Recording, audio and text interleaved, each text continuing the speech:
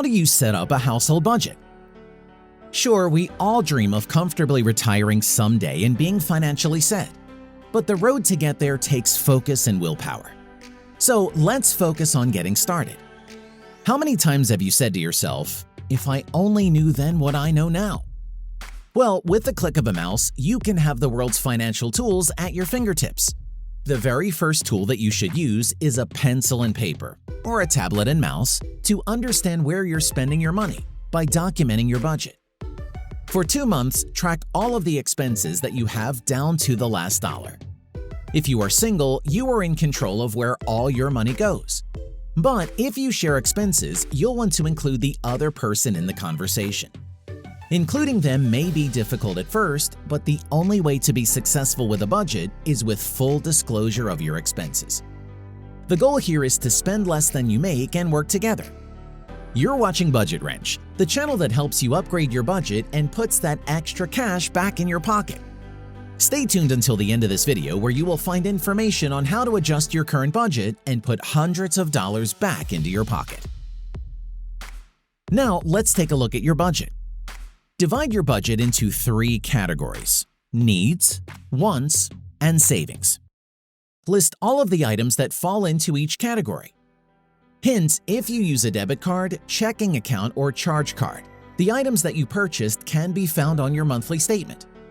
Save all of your receipts and expenses that you paid for with cash and determine what category they fall into and add them to your lists.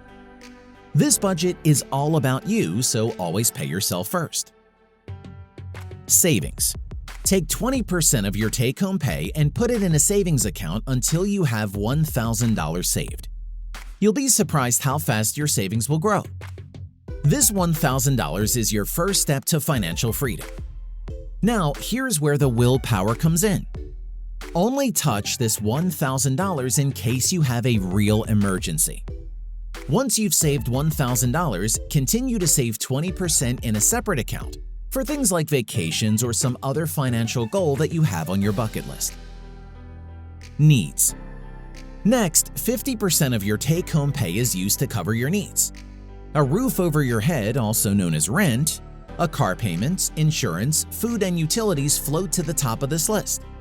These are the essentials that need to be paid before you pay for or buy any wants in your budget. Wants. The last 30% falls into the wants category. 30 seems like a lot, but be careful because wants can add up fast, especially if you have children or a free-spirit spouse that likes to spend money. You should avoid impulse buying. I'm not saying be a miser, but what I am saying is to be deliberate on how you spend the money in your wants category. In a pinch, money from the needs category can also be paid by part of the money from the wants category. Budget percentages are not engraved in stone, so you could do 60-30-10 budget. It's all based on your individual expenses. I've seen a lot of videos that insinuate that getting out of debt is easy and won't take very long. But reminder that this could be one of the most difficult things that you have to get a handle on, and it's not going to happen overnight. Most likely, it took you years to rack up the kind of debt that the average family has, and it may also take years to get out of it. But the sooner you get through paying off debt, the sooner you can move forward with your road to financial independence. Did you know that only 5% of people are working off of a planned budget? So if you only do this one step, you'll be managing your money better than 95% of the population. Remember that financial success is not a sprint, it's a marathon, and that creating and repairing your finances takes time. So don't sweat the small stuff. Keep tracking your budget monthly until it becomes second nature. Statistics show that following and using a budget will save you around 30%. 30% of a $35,000 annual income is $10,500 annually, and that in itself is incentive enough to get started. That extra money that you gain from budgeting can go right back into your pocket. Hooray! You're on your way to becoming financially sound by taking the first step. Revisit your budget regularly and continue to adjust your percentage until you have it optimized. Keep communications open and openly discuss any wants or needs payments with your partner so that there are no surprises when it comes to updating your budget. Keep an eye out for more videos on financial goals and ways to help you to stay on the right path. If you enjoyed this video, hit the button and give us a thumbs up, and stay tuned to this channel and our other videos for tips about making the most with your current budget.